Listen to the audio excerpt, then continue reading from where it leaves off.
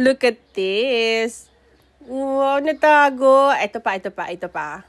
Wow, di ba? Ang ganda. So, hi guys! So, finally, itatry ko na ang Skin T-Fix. So, yung shade na in-order ko is yung almond. So, ayan, di ba? Makikita nyo, ang daming sumpa. And look, ang ganda niya. Na-cover niya talaga yung mga sumpa. And buti na lang, match ng skin tone ko yung na-order ko. Kasi ngayon ko pa lang siya talaga itatry. And ayan, sulit ang pagbili. So, ang gagawin ko, yung half muna ng face ko yung lalagyan ko para makita natin yung difference. So, ayan yung meron. And then, ito yung kabilang. Wala.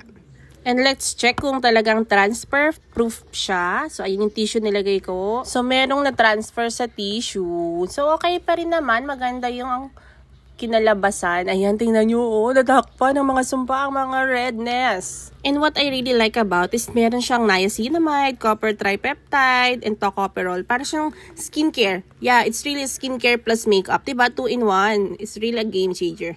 So, itry nyo na rin to. Add ko yung link sa baba.